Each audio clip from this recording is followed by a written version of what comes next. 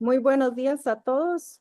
Una vez más, de parte de la Academia de Centroamérica, les damos la más cordial bienvenida al evento de presentación del informe de política monetaria del Banco Central de abril 2025. Como ustedes saben, este es un evento que ya hemos hecho por varios años. Agradecemos profundamente el apoyo de Deloitte y de la Universidad Hispanoamericana, quienes también ya nos han apoyado en esta presentación por mucho tiempo. Agradecemos mucho la participación de don Roger Madrigal López, quien siempre ha estado disponible a participar y a compartir la información, a estar atento a preguntas, a todo. Para nosotros es fundamental poder compartir con todos ustedes y las personas que nos acompañen este tipo de información. Sabemos que es muy importante no solo por la coyuntura que tenemos actual, sino para poder tener discusiones y poder tomar decisiones más informadas. Doña Carla, muchas gracias. A Deloitte, muchas gracias, don Marco. Y hoy contamos con la participación de Milagros Saborío Rodríguez. Ella es la directora del Instituto de Investigación de Ciencias Económicas de la Universidad de Costa Rica. Muchas gracias, un gusto tenerla acá. Y con la participación de Pablo Vega García, economista país del BID. También muchísimas gracias, es un gusto tenerlos por acá. Muchas gracias a todas las personas que nos acompañan y esperamos que que sea una mañana muy productiva para todos. Doña Carla Cogi va a moderar el evento. Le cedo la palabra. Muchas gracias. Muchísimas gracias, Gloriana, siempre para Deloitte, un Perdón, placer.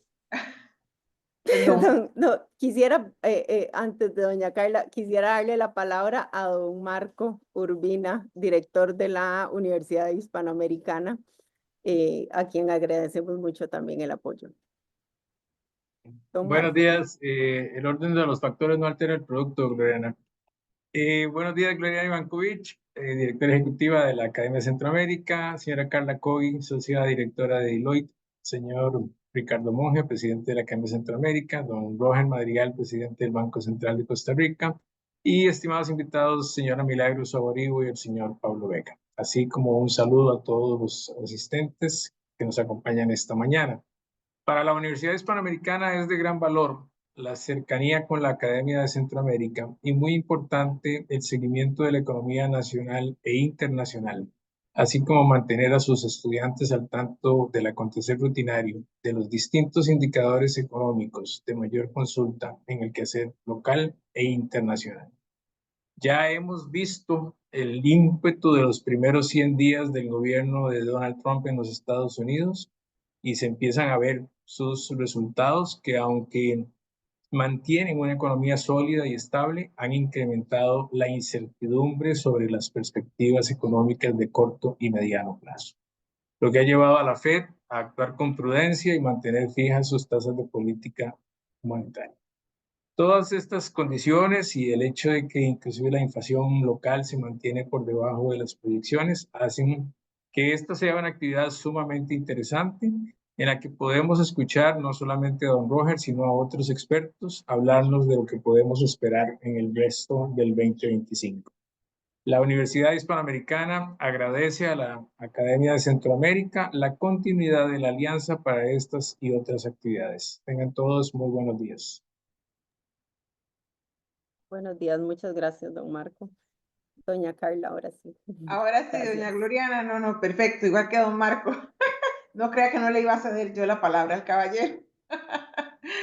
Pero entiendo, ¿no? La verdad que para todos muy buenos días. Muchísimas gracias a todos los que nos están acompañando pues de forma remota. Les saluda Carla Cogi. Yo soy socia directora de Deloitte para Centroamérica, Panamá y República Dominicana. Y realmente, pues en nombre de la Academia de Centroamérica, de la Universidad Hispanoamericana y de Deloitte, es un verdadero gusto compartir con ustedes esta actividad. Y la verdad, pues muchísimas gracias a todos por sacar este espacio en medio pues del ajetreo normal de un viernes. El día de hoy nos convocan temas de actualidad, temas económicos que sin duda son de mucha importancia para nuestro país y para las empresas que cada uno de nosotros pues representamos. Y por supuesto, pues para los diversos sectores que requieren datos, que requieren análisis y proyecciones que contribuyan en la toma de decisiones relevantes. Dicho lo anterior, pues obviamente que entraremos ya de lleno en materia. El día de hoy tenemos el honor de contar con la presencia del presidente del Banco Central de Costa Rica, el señor don Roger Madrigal, a quien le agradecemos profundamente el tiempo que se toma para exponernos y explicarnos este informe. Don Roger, de inmediato pues le cedo el micrófono para que usted pues nos ilustre con su ponencia. Muchísimas gracias, don Roger, y bienvenido. Bueno, muchas gracias, muy generosas sus palabras. No creo ilustrarlos. En realidad, sé que estoy al frente de una audiencia especializada, es una de las ventajas de este evento. Entonces, por lo tanto, agradezco a la academia que le dé la oportunidad al banco de mostrar cuál es su perspectiva económica. Primero, mostrar cómo medimos la coyuntura y luego lo que esperamos que ocurra de acuerdo con la información que tenemos a finales del mes de abril. Y voy a tratar de compartir, vamos a ver que no haya ninguna sorpresa, siempre al que uno lo ensaye y lo practique, es aparecen detalles, entonces vamos a ver, me avisan si Señor. debería ser, no está compartiendo todavía, ¿no? ¿Verdad?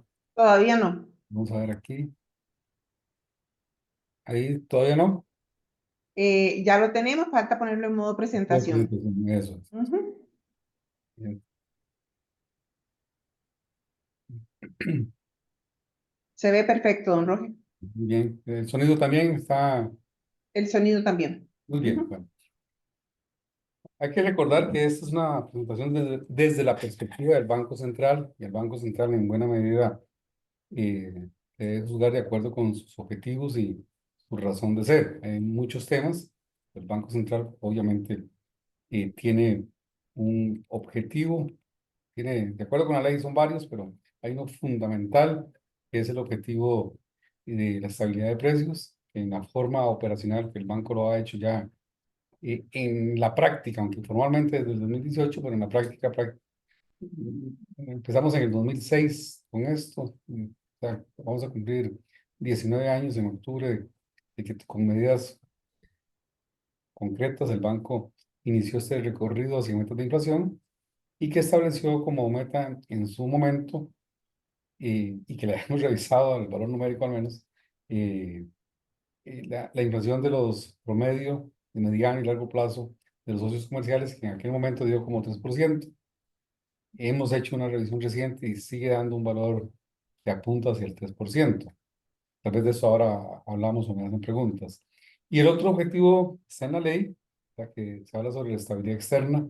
Creo que sobre todo después de la crisis de inicios de los 80, quedó claro que la estabilidad externa era fundamental para el desempeño macroeconómico costarricense, y por eso es que se le da un seguimiento, sobre todo para ustedes lo saben, porque sé que esta audiencia es especializada, y Costa Rica tiene un déficit de cuenta corriente crónico, o sea, es una característica de la economía costarricense que es deficitaria, cada vez menor, pero sigue siendo deficitaria. Entonces lo que se busca es que ese déficit sea financiable con ahorro externo de mediano y largo plazo, y eso ocurre en Costa Rica con la inversión directa. Entonces, eh, promover las condiciones que sean lo menos distorsionantes para que se dé la interacción, la sostenibilidad en la interacción económica de Costa Rica con el resto del mundo.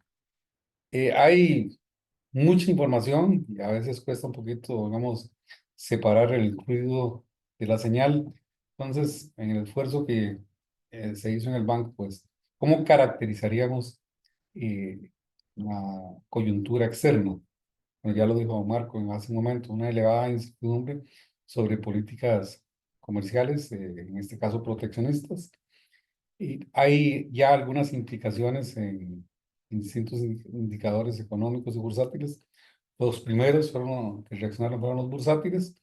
Tenemos una alta volatilidad en los precios de algunas acciones, mercados que prospectivamente tratan de adelantar lo que será la actividad económica, y particularmente en el precio del petróleo se ubicó en buena medida durante este mes y resto que llevamos, se ha ubicado por debajo de 60, cuando estaba más de 62, 63, 65 en algunos momentos. El día de hoy está ligeramente por debajo de 61 o ligeramente por encima de 60, pero bueno, eso, las proyecciones nuevas que tenemos es que el precio del petróleo será inferior a lo que indican los mercados, a lo que está en las mismas proyecciones. La actividad económica del primer trimestre en el mundo eh, se desacelera o poco crecimiento. No se puede atribuir todavía esta desaceleración a las medidas arancelarias en la mayor parte de las economías, excepto en Estados Unidos, ¿verdad? En Estados Unidos, depende cómo lo midamos, la medición interanual creció 2%, cuando venía creciendo 2,5% el trimestre anterior, o el valor del trimestre anualizado dio un valor negativo, a menos 0,3. Ahí yo diría, me atrevería a decir que ese número está en el margen de error, pero dio negativo. Hay un proceso desinflacionario que se dibuja a rato, ¿verdad? Las cifras muestran que la tendencia ha continuado en el resto del mundo, aunque con algunos países, ¿verdad? Más bien hay una reversión, un repunte. Y en este contexto, buena parte, no todos, buena parte de los bancos centrales actúan con mucha prudencia y moderan o pausan el proceso de flexibilización de su política monetaria. Ya lo vimos, ¿verdad? Esta semana, la decisión del sistema de la Reserva Federal de los Estados Unidos que mantuvo la tasa y las probabilidades de que en junio repitan esa pausa, ¿verdad? O sea, que se mantengan, siguen altas.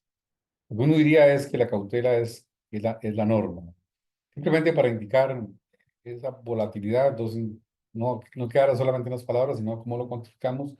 Bueno, se construye un índice sobre políticas económicas, es tan alto como el nivel de la pandemia hace 5 años, o el que sí se sale, digamos, es un valor extremo de la serie que tenemos, es el de políticas comerciales, ¿verdad? Que es el de todavía mucho más alto, un valor extremo, no observado al menos en la serie que estamos mostrando en este momento. En cuanto al crecimiento aquí, un cuidadito, y lo he tenido que hacer en las presentaciones anteriores, porque hay un indicador construido con las compras que hacen ciertas empresas de tamaño alto, grande, en distintas partes del mundo, y se crea un índice compuesto. El índice compuesto básicamente sigue dos actividades: servicios y manufactura. A veces hay que tener cuidado porque a veces se está hablando de manufactura o a veces de servicios. Como está construido el índice, la interpretación es: más de 50 es optimismo y menos de 50 es pesimismo.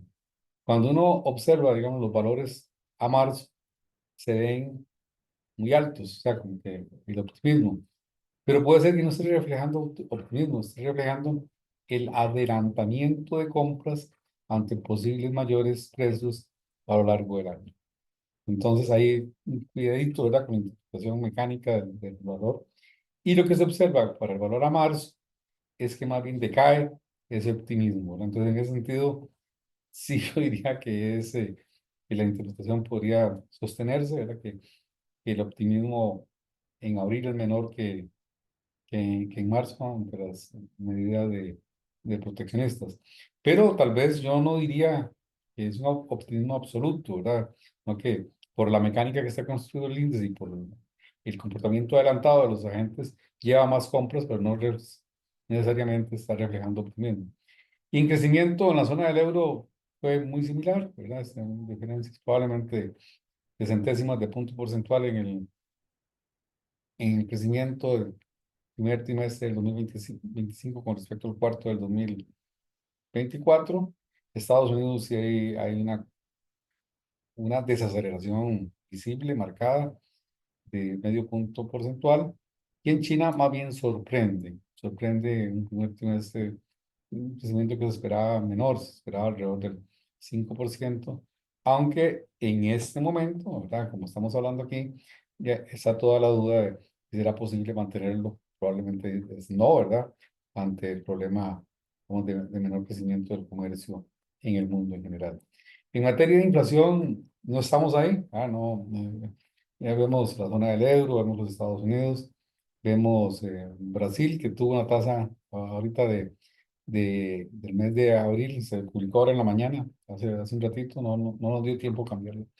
Cambié la presentación de 5,53, o sea, no va la tasa de inflación en Brasil. En México igual. Entonces, uno lo que observa es que en los países emergentes la inflación sigue, digamos, relativamente alta y desviada con respecto a la meta. Y en el mundo desarrollado, en Estados Unidos y en Europa, lo que tenemos es una mezcla, ¿verdad?, de inflación que tiende a bajar, pero no llega a la meta. ¿Por qué es importante todo esto? Bueno, en el caso de China con deflación, en Costa Rica con inflación muy baja. Aquí está el dato de ayer, ¿verdad? De punto 4. Ahorita, ojalá no se me olvide hacer un comentario sobre Costa Rica. No, entonces lo que nos anuncia es que, digamos, que la condición que debería haber en materia de inflación para que se dé una sucesión de reducciones de la tasa de interés no está ocurriendo. Entonces, lo que augura de alguna forma, las tasas de interés por el momento se mantendrán en los niveles más o menos que estamos observando. En Costa Rica, yo sé que en este grupo, porque sé que hay muy buenos y estimables economistas aquí, que en alguna parte se le da mucha publicidad al hecho de que la inflación era 1.2 en marzo del anual y en abril es 0.4. Entonces, claro, hay que entender qué hay detrás de esto. Fue relativamente más alta al final del año pasado, los primeros meses, por el choque agrícola. Ahora, creo que inclusive gente de los que están probablemente en la audiencia públicamente dijeron que eso se revertiría y tuvieron razón, ¿verdad? Porque se revirtió a medida que de nuevo aparezcan los cultivos y los precios, por decirlo así, tiendan a bajar. Hay buena parte, digamos, de la reversión del choque agrícola, pero lo que me gustaría es ver un poquito más de atención sobre la subyacente. La subyacente sube, pero las presiones inflacionarias están ahí. Sube al 1%, ¿verdad? No, no tampoco voy a exagerar de 0.8 a 1%, pero sí, digamos, digamos, la observación de que además del IPC, también por el banco lo publica y ya hace comunicación y demás, de lo que pasa con la inflación subyacente, que son las fuerzas que están detrás de una inflación más permanente en Costa Rica y donde se supone, podemos discutirlo, ¿verdad? Que es donde en la subyacente es la que tiene el Banco Central más control, porque en la subyacente o el promedio, los indicadores subyacentes, le voy a llamar subyacente simplemente, eh, no tiene ni combustibles, que está, como vemos en el resto del mundo, o por la forma externa, bajando los precios, o los agrícolas, que es por el choque climático que tuvimos a final y principio de año. Es claro que la política monetaria nada puede hacer contra esos eventos. Entonces, simplemente esa observación. Lo que hablaba de tasas de interés, a pesar de todo lo que se dice y demás, el país sin tener la tasa más alta, que nunca fue la más alta, el segundo país que más ha reducido las tasas de interés en los últimos, bueno, desde que empezamos me parece que en el 23, ¿ah? Y a reducir las tasas, es Costa Rica con 500 puntos base, 5 puntos porcentuales.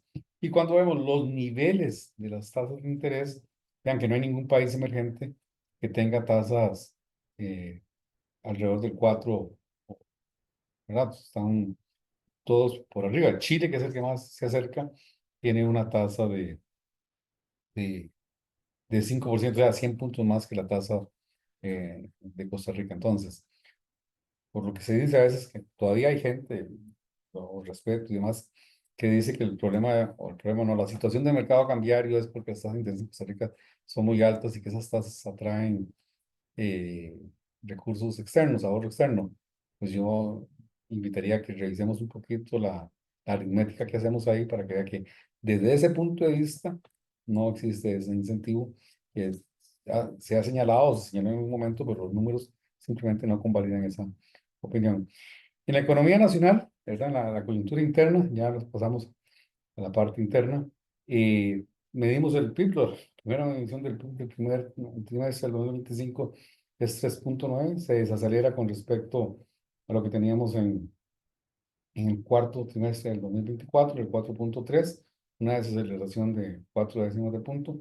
Sigue siendo, ¿verdad? En términos de crecimiento, un PIB relativamente, una tasa de crecimiento del PIB relativamente alta, es más alta que medio punto más que el promedio del quinquenio 2015-2019, antes de la pandemia, y desde el lado de la demanda vemos que los tres grandes demandantes, ya es tres, no diría cuatro, tres grandes demandantes de la economía que conforma la demanda agregada, que es el consumo privado, la inversión y las exportaciones netas, los tres colaboran un poquito. Todas crecen un poquito menos y como en conjunto todas contribuyen a la desaceleración.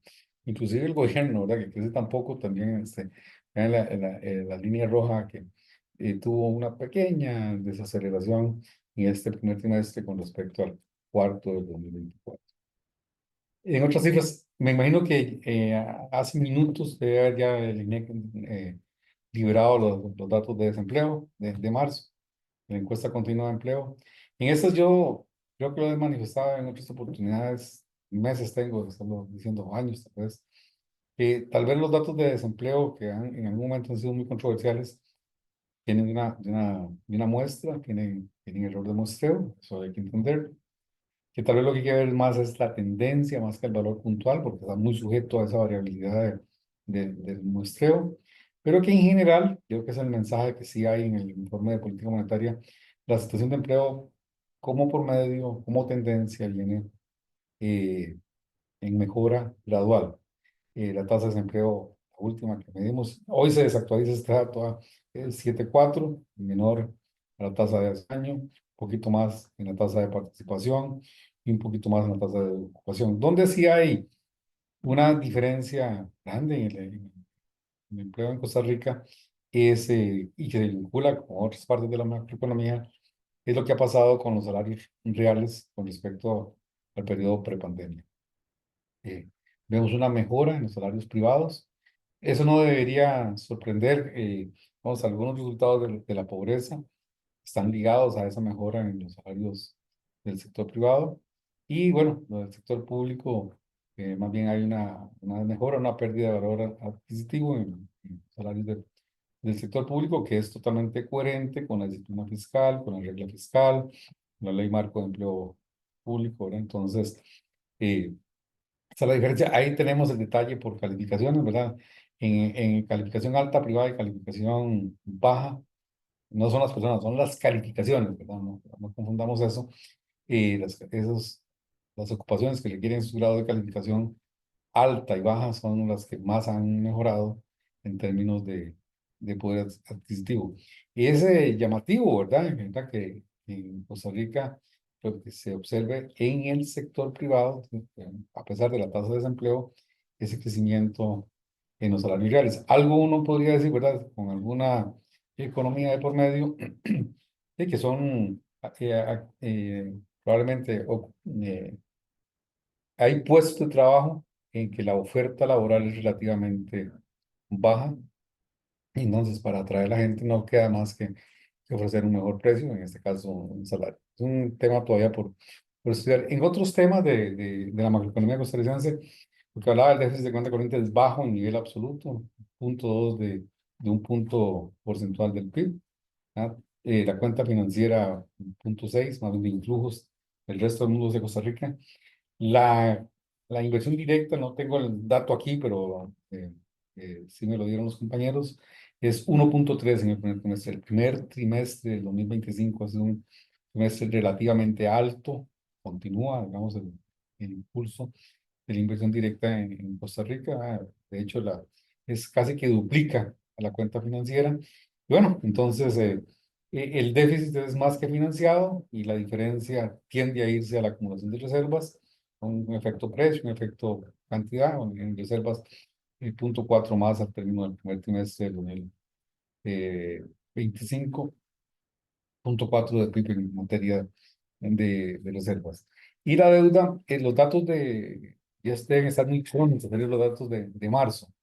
Entonces aquí lo que puedo hablar es lo que observo, lo cierto, a febrero del 25, pues se mantienen con luces y sombras. Vamos a tratar de decir ambas cosas.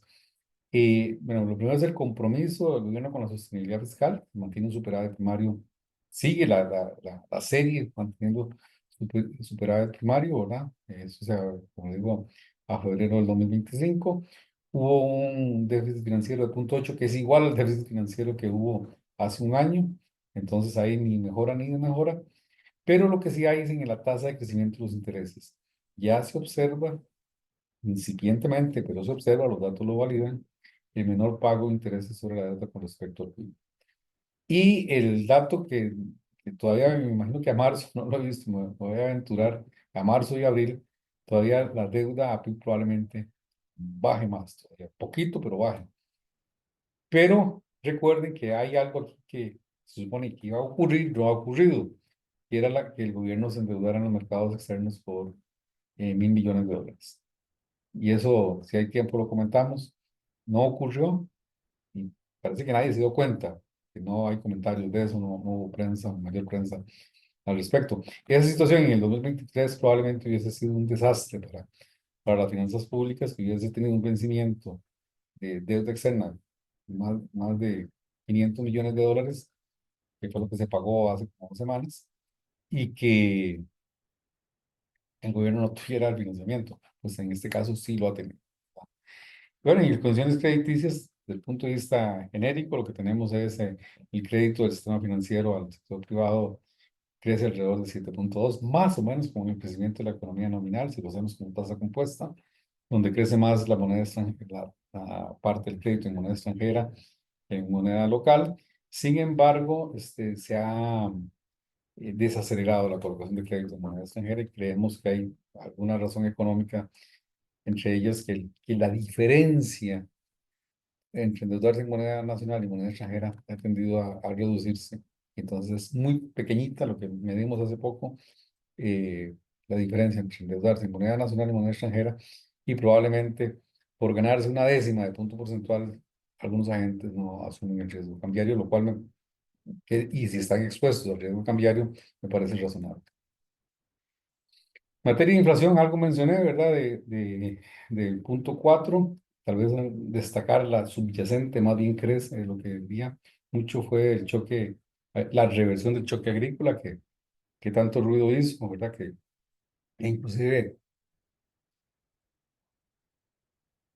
fue tema de discusión en la presentación que hizo el banco ante la Asamblea Legislativa hace unas semanas. Y bueno, tenemos que es en la parte regulada, la parte de bienes, sobre todo más directo, es en combustibles. Lo que no se nota aquí es la reversión en los alimentos, ¿verdad? Que tenían más bien era muy alta, más de 4% en algunos momentos, la tasa de inflación de los alimentos, y ahora la reversión de eso por la caída de los precios de la papa, la cebolla, el tomate, y ahí hay otros, la zanahoria me parece que es otro de los bienes. Entonces, la política no los voy a sorprender, estaría mal que los sorprenda, ¿verdad? Porque más bien lo que el banco trata es de decir, ante tal situación, de manera prospectiva, y la reacción del banco sería tal. Entonces, bueno, dado que la inflación se dio, ¿verdad? En 2023, el banco vino y redujo la tasa de interés y ha mantenido en este año en 4% la tasa de política monetaria. eh, Y de acuerdo con las expectativas, los modelos de medición que tenemos, que es más de uno sobre la postura neutral de la política monetaria, nos dicen que estamos ahí, estamos en una postura neutral de la política. El proceso de reducción de tasa fue, lo que decimos nosotros, fue gradual, creo que eso no se puede discutir. Podríamos discutir si fue ordenado o no, a algunos les hubiera gustado que hubiese sido más desordenado, ¿verdad? Mucho más rápido, pero en fin, vemos que fue gradual, ordenado. Y siempre que se tomó esta decisión fue con base en información, en datos, con un análisis prospectivo, analizando las proyecciones de inflación, las proyecciones de los determinantes de esa inflación, y también analizando y un análisis de los riesgos que afectan esas proyecciones para las distintas variables. Y eso se ha pretendido, ¿verdad? Es parte del mecanismo de transmisión, de que esos movimientos se transmitan a otras tasas de interés del sistema financiero.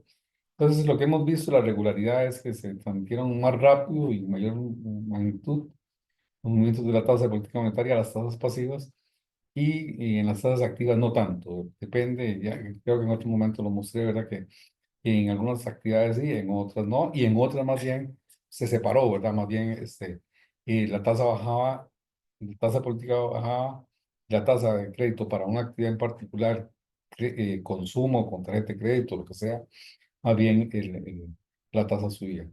Hay un fenómeno también pasó más o menos inadvertido, que fue la cancelación de las operaciones diferidas a plazo, que fue los recursos que por 4 años, a una tasa en su mayoría de las operaciones de 0,8%, el Banco Central le dio a la banca comercial durante la pandemia, como de octubre del 2020 a junio del 2021. Bueno, quedaba un saldo más de 500.000 millones al inicio de este año, ya como eran por 4 años, ¿verdad? Entonces se dio en el 21, 4 años 25, entonces cancelaron sin ningún problema, se canceló y eso pues facilitó la gestión de la liquidez, la contracción monetaria. Y bueno, el banco sigue con una gestión muy activa de liquidez, tanto en el mercado de grado de liquidez en 1000, y una parte, dado los volúmenes que tienen que administrarse, no todo lo absorbe ese mercado de liquidez en un mercado de deuda, básicamente mediante la colocación de bonos de estabilización monetaria.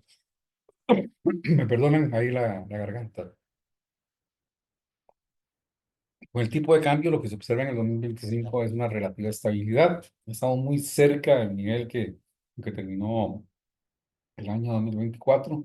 Y lo que ha ocurrido es que ha habido un exceso de divisas, pero menor al de años anteriores. Entonces, esa moderación en el exceso de divisas se manifiesta en parte en menores compras de divisas del banco y en una mayor estabilidad en el tipo de cambio, o sea, un fenómeno de mercado. Si no hay exceso, entonces no hay razón para que el tipo de cambio baje. Si no hay escasez, no hay razón para que el tipo de cambio suba. Pues básicamente lo que estaba diciendo, ¿verdad? Es una ilustración, entonces no voy a repetir tal vez el dato de reservas, que lo medimos con dos indicadores, a PIB, 14%, como indicador del... Eso lo que se hace es que se calcula un nivel, que se denomina nivel mínimo adecuado de reservas. Y sobre ese nivel, la recomendación en la literatura es que se tenga entre 100 y 150. Estamos en 145, 146. Estudios más altos, ¿verdad? En algún momento, por unas publicaciones del Fondo Monetario, que las han tomado de una forma que no es exactamente lo que el fondo dice, ¿verdad? Entonces que el banco debe dejar de comprar reservas. No necesariamente es eso lo que se dice, bueno, pero bueno. En todo caso, el nivel de reservas lo que se considera el nivel de reservas con respecto al mínimo adecuado ha tendido a bajar en vez de aumentar, pero sigue siendo relativamente alto. Entonces, en materia de proyecciones económicas, eh, obviamente no voy a ir sobre todos los datos, destacar dos o tres cosas. Uno, el crecimiento del mundo, el crecimiento de Estados Unidos. Estados Unidos espera 1,5, 1,4, un crecimiento bajo. Eso, por distintas fuentes, lo revisamos, lo corroboramos, pues son, digamos, las tasas que esperan de crecimiento para en este año en Estados Unidos. La inflación promedio no va a bajar mucho, se espera que baje. Más bien en Estados Unidos la inflación se espera que suba. Y ese sería, digamos, un detalle de sorpresa para nosotros de ponerle atención, el precio de los hidrocarburos. De hecho, ha bajado más de lo que habíamos dicho en enero, ya que a 11%, y algo similar está ocurriendo con los granos. Entonces eso lleva a una mejora términos de intercambio. Y yo diría, digamos, que la última línea, ¿qué es lo que se espera en la tasa de interés? Tal vez es uno de los datos más interesantes, pero más inciertos. Y es donde verdaderamente los bancos centrales van a ponerse a prueba. Porque si se da lo que se espera, el incremento de precios, hay que discutir si es incremento de precios de inflación, no voy a entrar ahorita en eso, para no enredar. eh, si se dan los incrementos de precios que se espera que se den, entonces eso, dicen, la tasa de interés debería subir. Pero si se da la desaceleración económica, que se supone que se puede dar, entonces la Reserva Federal, los bancos centrales, no solamente el sistema de la Reserva Federal, sino los bancos en el mundo, deberían bajar las tasas de interés. Entonces ahí es el dilema que hace que le corresponde. Bueno, y ese es el dilema en que se encuentra buena parte de los bancos centrales en el mundo.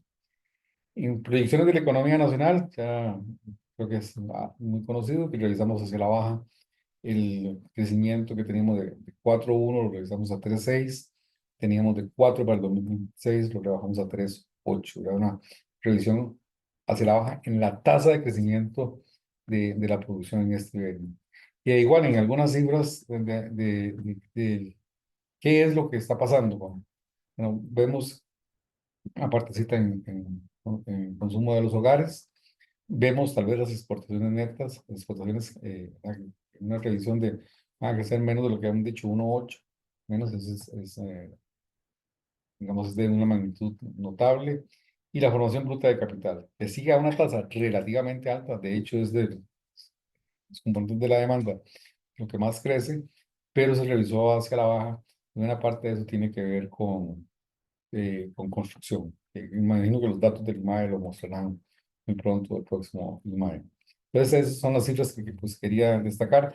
Vea que en materia de ingreso real disponible, no sufrimos tanto por la mejora de... Hay una caída de ingreso de lo que aporta ingresos, digamos, de la actividad económica, pero hay una mejora en poder adquisitivo por la ganancia de términos de intercambio. Entonces, en términos de ingreso y por tanto de consumo, es relativamente poco el efecto, pero sí hay efecto.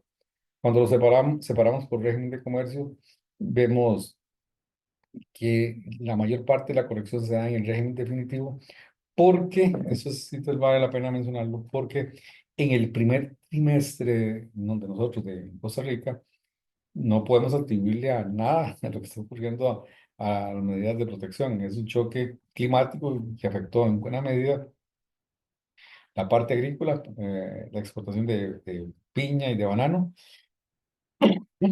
Sabemos lo que ha ocurrido por turismo por distintas razones y la parte de construcción. O sea, es muy ligado a la parte interna.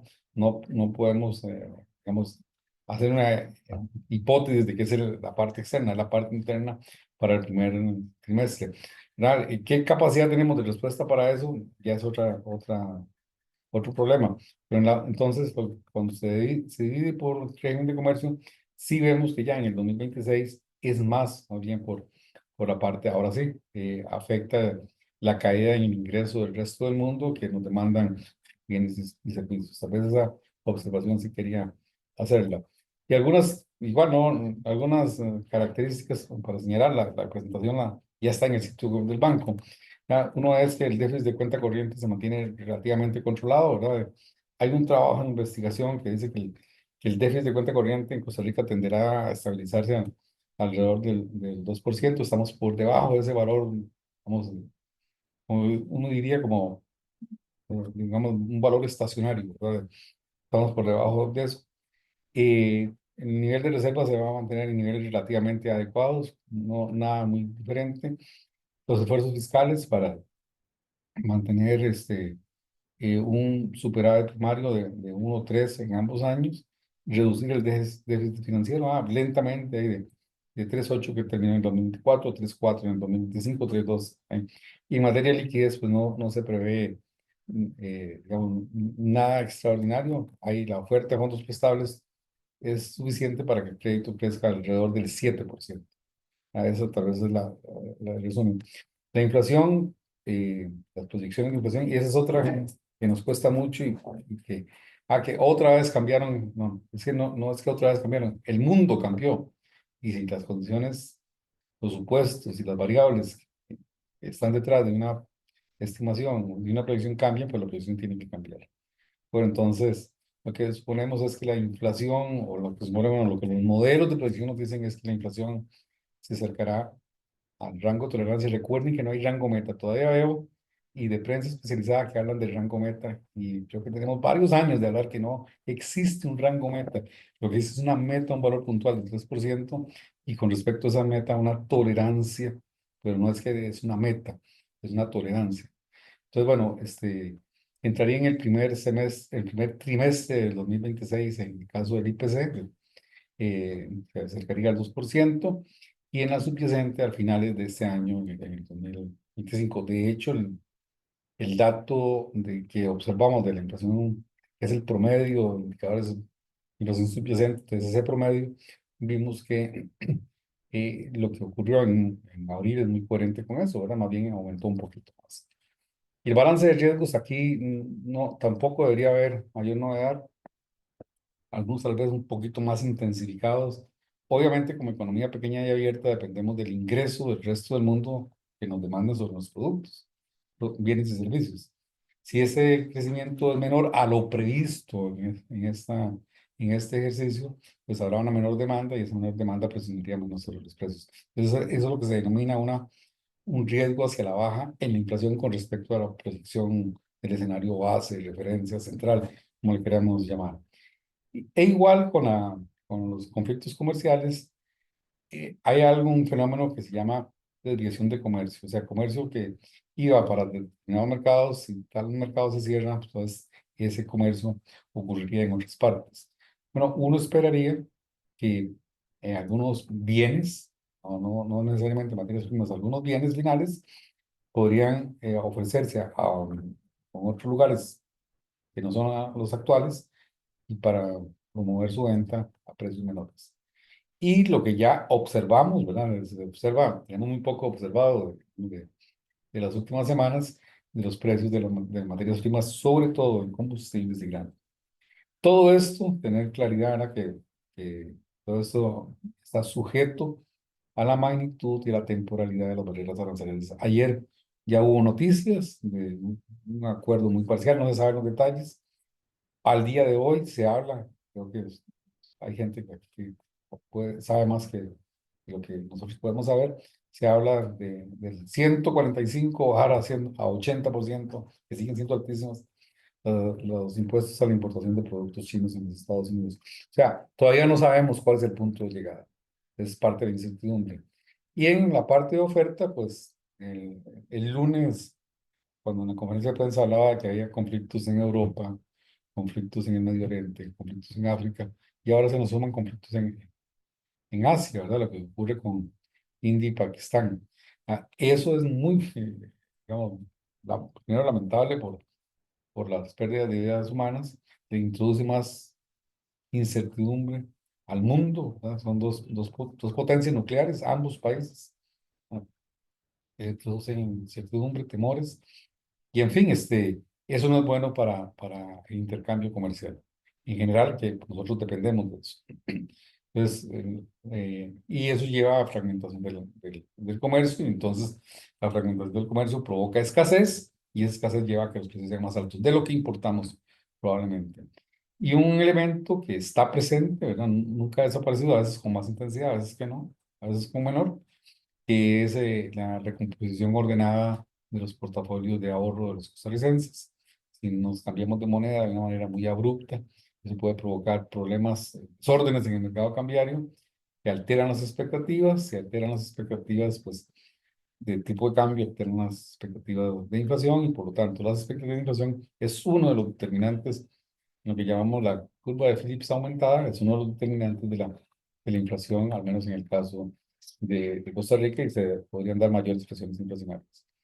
En materia de política, pues el compromiso del banco de mantener la meta todavía en este informe, es una decisión de junta, en 3% la meta, con un margen de tolerancia de un punto porcentual, y propiamente lo que hace en política es movimientos en la tasa de interés con base en un análisis prospectivo, como ya lo mencioné, y que los ajustes dependerán de la información que tengamos en cada momento, ¿verdad? Entonces, de lo que estemos visualizando, probablemente no, con toda seguridad, en los próximos 24 meses, ¿verdad? Siempre se hace eso, es prospectivo, no es por lo que pasó con la inflación, sino lo que esperamos con la inflación, ¿verdad? Y si esa inflación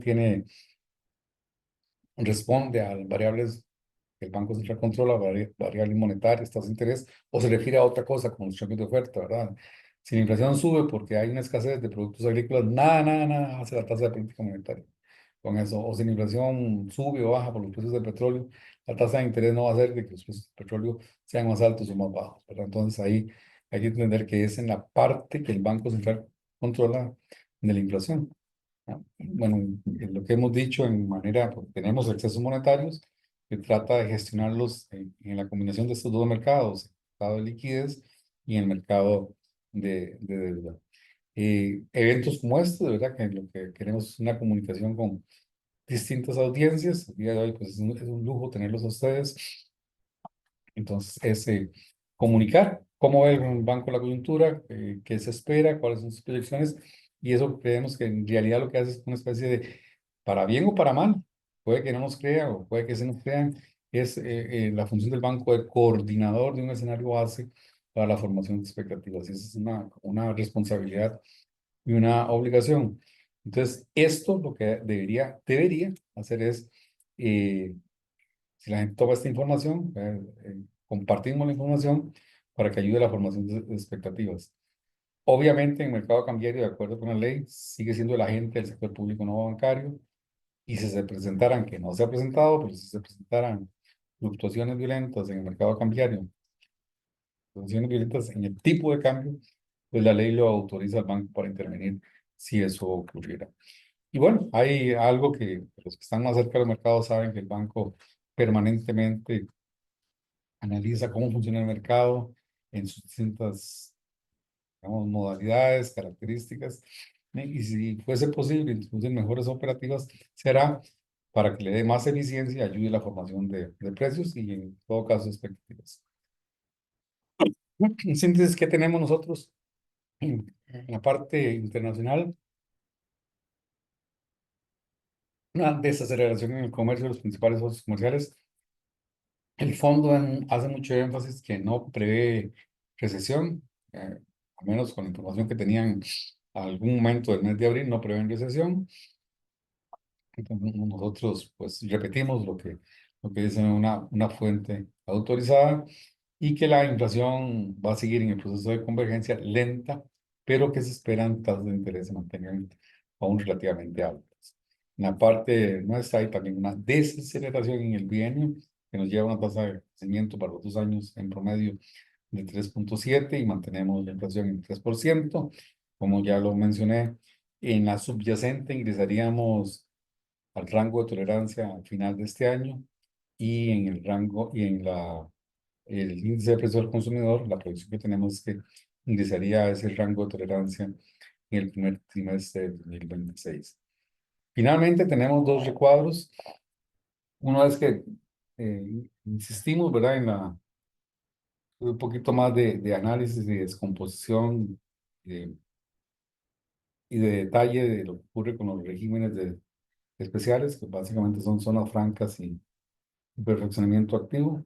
Entonces, que es una forma de ver la transformación en la estructura productiva de Costa Rica, ¿verdad? De un modelo agroexportador a un modelo más integrado a los mercados mundiales, con una diversificación de países y de mercados y de bienes y servicios. Costa Rica es muy importante, para Costa Rica es muy importante la producción de servicios. Vemos la participación creciente en los regímenes especiales en algunas actividades, no es en toda la economía, pero en manufactura, en servicios profesionales y de comunicación e información. En el último quinquenio, ¿verdad?, de 2024, los regímenes especiales del crecimiento de la producción, no de la producción, sino del crecimiento de la producción, ¿verdad?, de la producción, creció la producción, el 39% del 19 al 24 vino de los regímenes especiales. eh, Producen más de la mitad de las exportaciones, el 12% del empleo. Tal vez ahí en empleo pesan un poquito menos de lo que pesan en toda la estructura productiva, que pesan como 14%. Y lo que sí ocurre es que los salarios, por distintas razones, y el documento trata de explicarlo, y hace una cita a otra investigación sobre que va un poco más de profundidad de la prima por estar en zona franca, son salarios superiores en los regímenes especiales que en el régimen definitivo. Sin embargo, también se reconoce, hay un estudio del Ministerio de Hacienda, que el costo fiscal, al menos en el 2023, me parece que fue como 1.3, 1.4 del PIB. Otra forma de verlo es que las zonas francas participan de la recaudación del impuesto de la renta menos de un 1%, o sea, 0.9 del 100%, o sea, no 0.9, sino 0.9, o sea, 9 décimas de un punto porcentual es lo que participan en el impuesto de la renta. Y otro, y ese es un tema, me imagino que de la academia debe tener más de un especialista que puede hablarnos del tema de la importancia de la autonomía de gobierno de los bancos centrales. Entonces, es un recuadro relativamente corto, pero bastante informativo, ya que por qué es importante la autonomía, qué ventajas tiene, qué nos dice la literatura internacional, qué relación hay entre el ciclo económico y las presiones de distintos, digamos, actores de la economía, para que en el ciclo económico, donde se crece menos, pues que el Banco Central haga algo. Entonces, ¿por qué es necesario, verdad? Hay esa dinámica del sistema económico costarricense, de que esas presiones siempre van a existir, de cómo blindar al banco de esas presiones para fortalecer su credibilidad. Y hay evidencia internacional, empírica ya, ¿verdad? Se evidencia, por tanto, existe esa empírica, ¿verdad? De que la mayor autonomía se correlaciona con un mayor éxito de la inflación y en general de la estabilidad de las instituciones en un país, instituciones entendidas como regla, conjunto de reglas para definir conflictos. El banco, uno podría todavía cuestionar cuál es el tipo de autonomía que tiene el banco. Si dice que tiene autonomía en materia administrativa, mm, podría haber puntos de vista que digan que ni siquiera en ese sentido existe autonomía. Organismos como el Fondo y la OECD, Fondo Monetario Internacional, hablan de fortalecer la autonomía del Banco Central, idealmente lo que sería el rango constitucional, y hay dos proyectos de ley pues, que están en la Asamblea Legislativa sobre la mejora de la gobernanza y la autonomía del Banco Central, que son el 23.186 y el 24.440. Y con eso paro, no sé cómo fue con el tiempo, entonces me disculpan si me excedí. Voy a quitar la presentación. Muchísimas gracias. Don Roger, muchísimas gracias por sus aportes, por la explicación del informe. Por el tiempo no se preocupe, nos pasamos un poquito, pero valió la pena. Muchísimas gracias. Bueno, y ahora pues de seguido ya veo que tenemos varias preguntas en el chat al final del espacio, después de que los compañeros economistas pues nos den las impresiones del informe de don Roger, pues vamos a abrir un espacio para abarcar las preguntas pues que el tiempo nos permita. Ahora bien, pues me complace presentar a la señora Milagro Saborío. Milagro, por mientras puedes ir compartiendo pantalla, directora e investigadora del Instituto de Investigaciones en Ciencias Económicas de la Universidad de Costa Rica. Milagro también es profesora de la Escuela de Economía de la UCR y tiene un doctorado en Economía Agrícola, Ambiental y Regional de Penn State University en Estados Unidos. Además, posee una maestría en Economía Ambiental y de Recursos Naturales de la Universidad de Concepción de Chile. Milagro, pues bienvenida y atentos a la información que nos puedas suministrar y a tu análisis. Adelante. Muchísimas gracias, Carla. ¿Me escuchan bien? Quisiera Te que verificaran escuchamos desde bien que está. y vemos la presentación súper bien. Perfecto, muchísimas gracias. Quiero empezar agradeciendo a la Academia de Centroamérica por la invitación a participar en este foro y participar como comentarista, lo que definitivamente es un gran honor. Un saludo a don Roger, a Gloriana y a las otras personas que están presentes. Carla, muchas gracias por la presentación. Voy a ir directo a los comentarios, empezando con un resumen de dónde estamos y qué es lo que estamos discutiendo hoy. Muy bien, en este caso, el informe de política monetaria, desde la forma en la que yo lo veo, pues tiene muchísima información muy interesante porque nos permite entender cómo está evolucionando la economía de Costa Rica y también cuáles son las predicciones que el Banco Central hace. Y el corazón del informe es contextualizar la política monetaria, en este caso la tasa política monetaria que se está manteniendo en 4%, y cómo esa tasa política monetaria está respondiendo a, según lo que el mismo informe dice, a las expectativas de inflación de las personas y a las presiones de demanda agregada.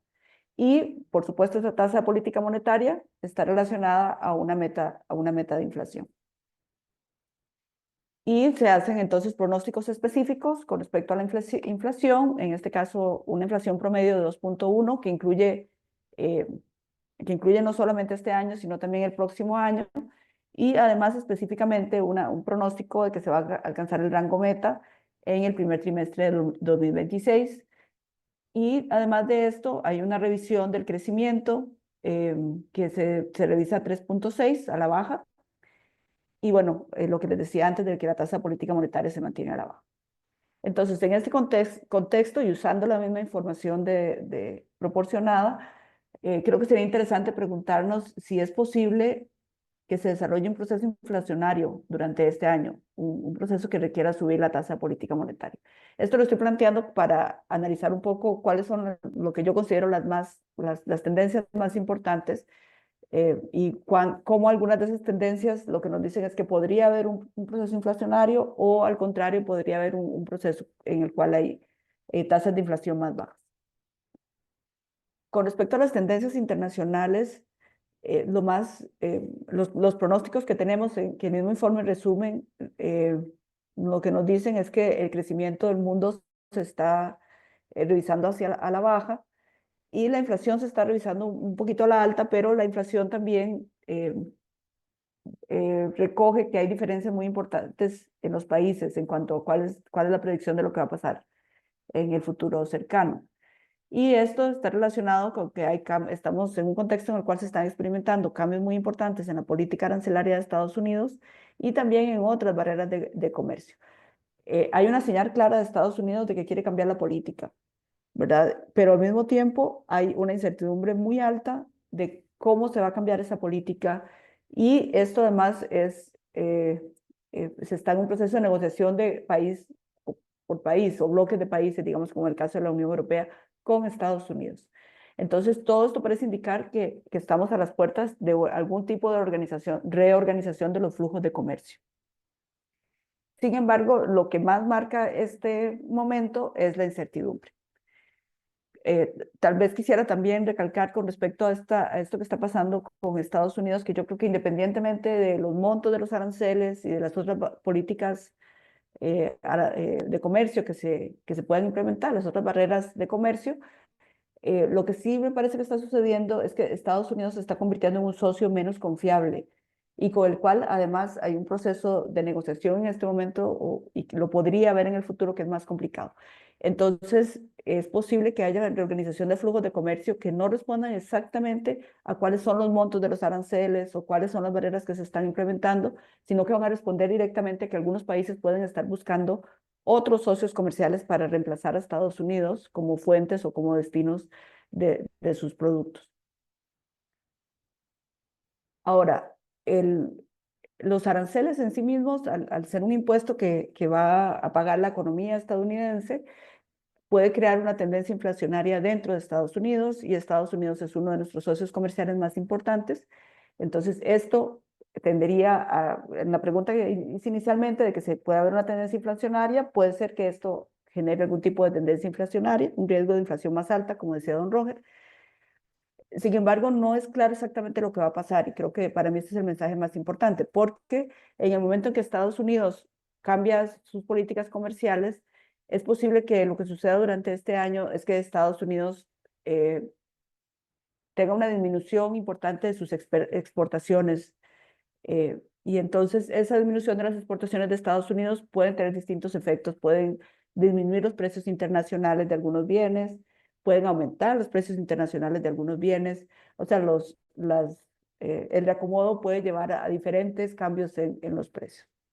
Ahora, desde el punto de vista del país, si nada más pensamos en los aranceles que enfrentarían nuestras exportaciones cuando llegan a Estados Unidos, es posible que haya una disminución de cantidades exportadas.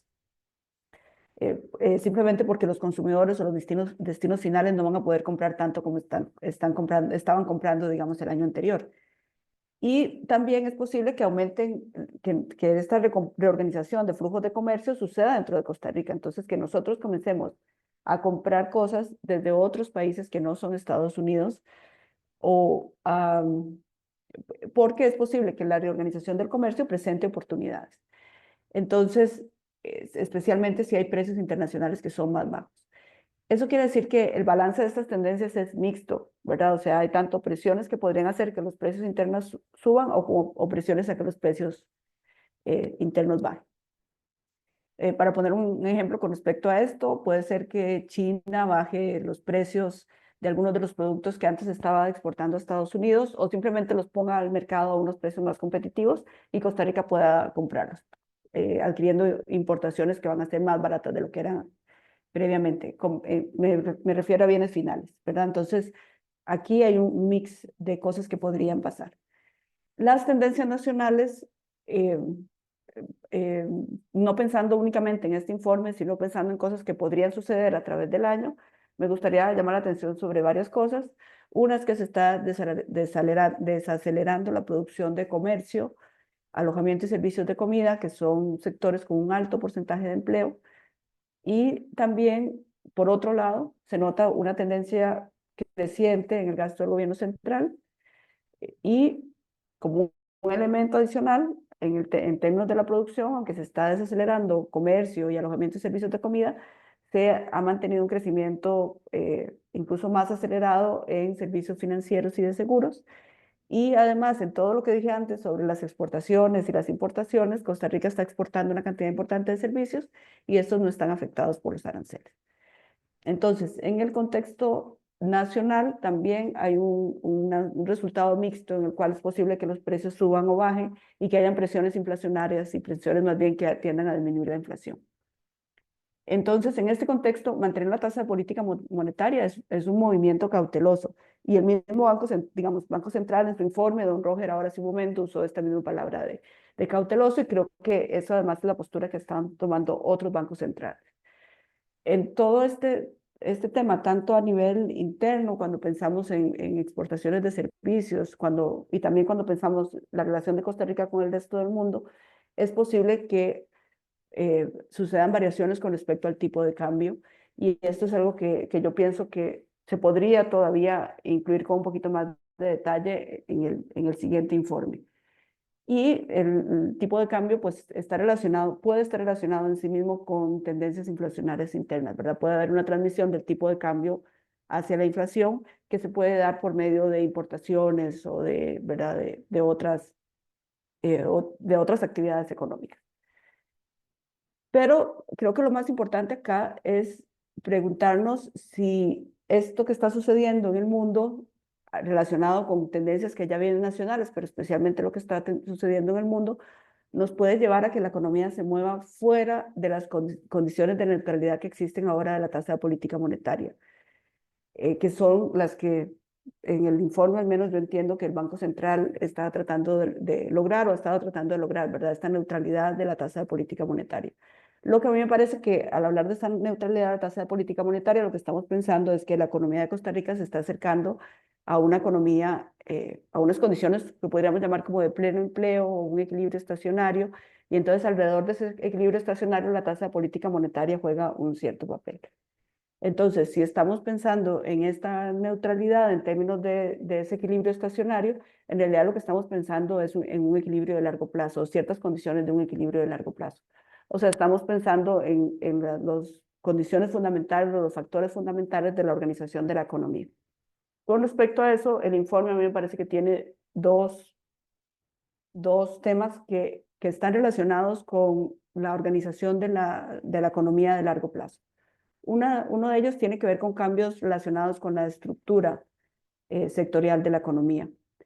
Específicamente porque en este estudio se analiza el régimen especial comparado con el régimen definitivo, pero con una perspectiva de tiempo bastante larga. En esta perspectiva entonces más larga, además de lo que ya don Roger mencionó antes, pero en esta perspectiva más larga es mucho más notorio cómo el régimen especial ha venido ganando importancia en términos de la contribución del Producto Interno Bruto. Y también la otra tendencia muy importante es que los servicios profesionales y de apoyo en régimen especial han venido ganando también terreno. Y esto es importante porque, digamos, la economía de Costa Rica, en el régimen definitivo, es una economía de servicios principalmente. En el régimen definitivo, el peso que tiene la manufactura y el peso que tiene la agricultura son relativamente pequeños comparado con los servicios. Parece que estamos viendo algo similar en el régimen especial, que a sus inicios era un régimen en el cual lo que tenía un peso más importante era la manufactura, y al pasar el tiempo se está convirtiendo en un régimen en el cual los servicios también toman un papel más importante. Y al lado de esto tenemos un cambio un poquito más reciente que está sucediendo en el mercado laboral, y que, como decía don Roger, a mí me parece que es algo que lo voy a mencionar nada más acá, pero que lo que vale la pena es estudiarlo más y entenderlo más. Si nosotros comparamos la cantidad de personas ocupadas en este momento con la cantidad de personas ocupadas que estaban en febrero del 2020, ¿verdad? Y tomamos eso como un 100%, en febrero del 2025 estamos prácticamente con la misma cantidad de personas ocupadas.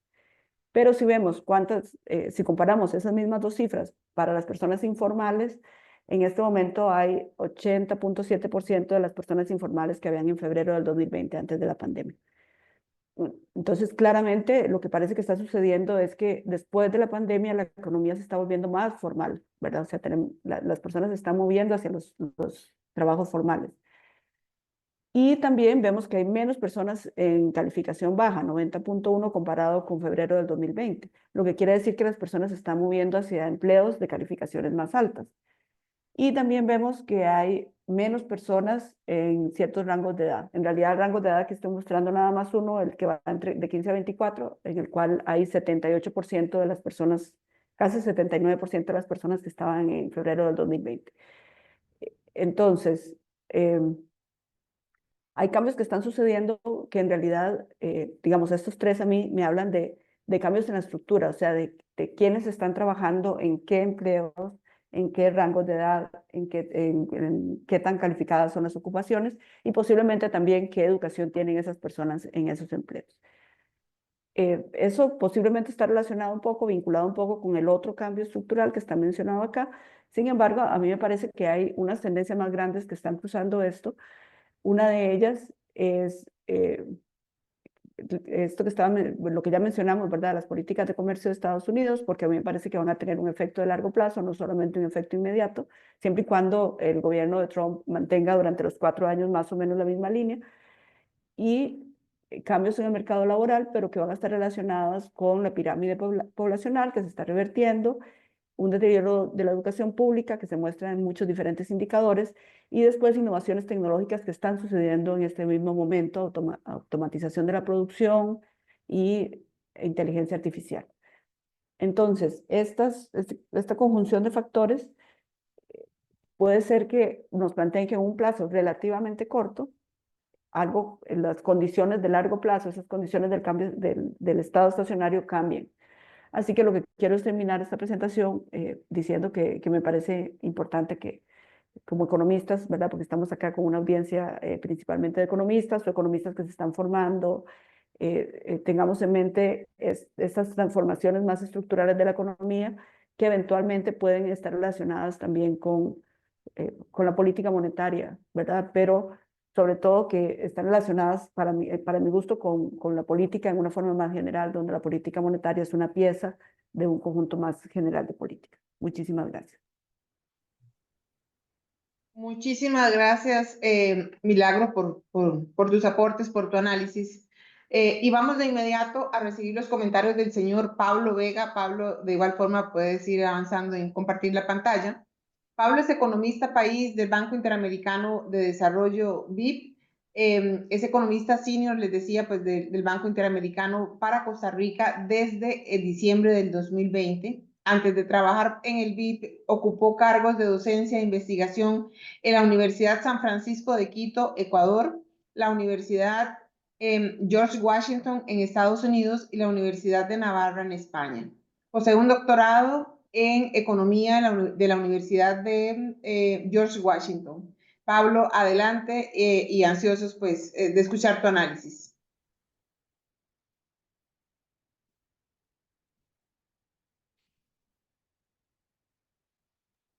Pablo, estás en mute. Ajá.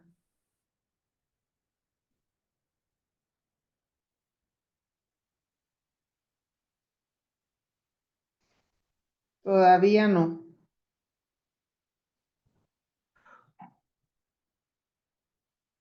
Cualquier cosa en tu pantalla a la izquierda, del lado abajito, si es igual que la mía. Ahí hay un micrófono. Ya. Listo, Ahora, yo creo que ya lo quitaste. Perfecto, ahora ahí. estoy, comparto nuevamente. Perdón, pensé que le había hecho clic. No, decía que muchísimas gracias a la Academia de Centroamérica por la amable invitación y al Banco Central por un nuevo excelente informe de política monetaria. Creo que están viendo la pantalla. ¿Se ve la pantalla compartida? ¿Tampoco? No. Perdón, disculpas por el... Ah, le tengo...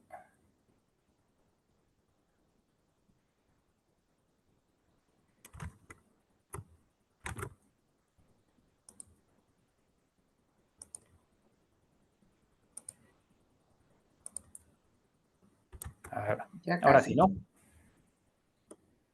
Ahora la estamos viendo, solo falta ponerle en modo Perfecto. presentación. Perfecto, Pablo, Perfecto, ya muchísimas estamos. gracias. Pues muchísimas gracias. Disculpas por esta demora.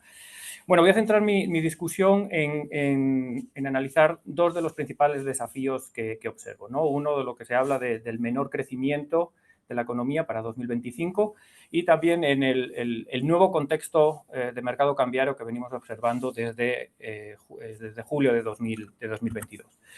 Con respecto al crecimiento, bueno, ya se ha mencionado, ¿no? Tanto el Banco Central como el Fondo Monetario revisaron a la baja las proyecciones de crecimiento para 2025 y uno de los principales factores que se atribuyen es por la incertidumbre de la política comercial de Estados Unidos.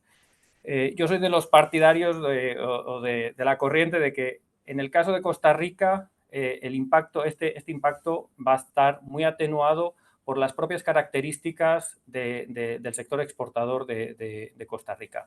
Y específicamente dos aspectos. Uno, su composición, ¿no? 64% de las exportaciones que se van a Estados Unidos son implementos médicos, ¿no? Son artículos o bienes que uno podría pensar que tiene una demanda muy inelástica, es decir, que no se va a ver afectado, la cantidad demandada no se va a ver afectada por el precio.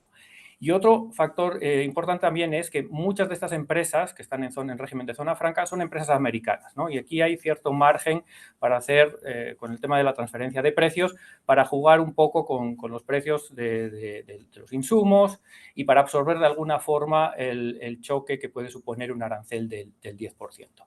Entonces, por ese lado, estamos hablando de 2/3 de las exportaciones que se van a Estados Unidos, se podría haber aminorado, ¿no? el impacto negativo que podría tener el arancel.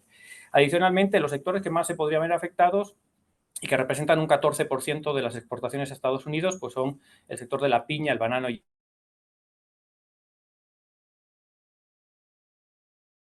en las exportaciones de estos sectores, uno ve que la piña es el 53% de la producción de las exportaciones de piña van a Estados Unidos, mientras que en el caso del banano y el café están en torno entre el 33 y 38%. Entonces, en este caso, la piña, ¿no? De entre todos estos sectores uno podría inferir, bueno, posiblemente la piña sea del sector, el sector más afectado. Habría que sacar aquí la piña rosa, no creo que esa se vea muy afectada por un tema de cuál es su mercado objetivo en Estados Unidos, ¿no? Entonces, aquí tenemos 78% de las exportaciones a Estados Unidos, con un fuerte componente que puede ser, o 2/3 de las cuales pueden ser absorbidas por diferentes mecanismos. Y luego está el tema del impacto indirecto, ¿no? Hay que ver cómo estas políticas impactan en el crecimiento de Estados Unidos, en el ingreso de los hogares, y por este canal sí ve un poco más de impacto en la economía de Costa Rica, porque pudiera tener una afectación en el turismo, ¿no? Y esto vendría a redundar a algo que ya se viene observando antes de que empezara esta incertidumbre de política comercial de Estados Unidos. La entrada de turistas viene cayendo desde septiembre, realmente. Estamos acumulando ya 7 meses en los que la entrada de turistas, cuando se compara con el mismo mes el año anterior, ha venido disminuyendo. En promedio es un 4%.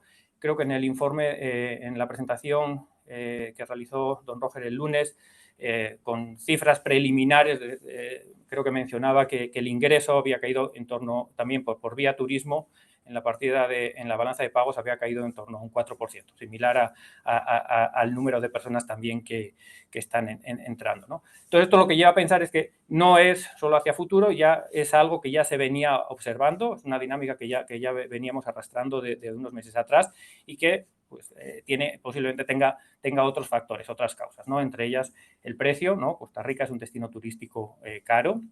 Esto se ve reforzado por un colón apreciado que refuerza ese encarecimiento de los servicios turísticos, y también no hay que descartar pues, las noticias relacionadas con inseguridad pues, que han salido en medios importantes en Europa, en Estados Unidos, o los diferentes alertas que han emitido pues, embajadas como la de Canadá o Estados Unidos, ¿no? Que son una de las principales fuentes de ingreso de turistas. Y el segundo gran desafío para mí es el nuevo contexto de mercado cambiario que enfrenta el país desde julio de 2022, ¿no? Aquí en el gráfico las barras muestran el balance neto de las ventanillas de los bancos, y lo que se puede observar en estas barras es que había cierta ciclicalidad, ¿no? Siempre se hablaba de unos meses en los que las ventanillas eran más abundantes, había meses en los que las ventanillas estaban secas, y había este componente, los meses de marzo en los que pues, hay más entrada de dólares, principalmente, posiblemente por el pago de impuesto a la renta, y un promedio, más o menos, de estas ventanillas de 129 millones promedio mensual, ¿no?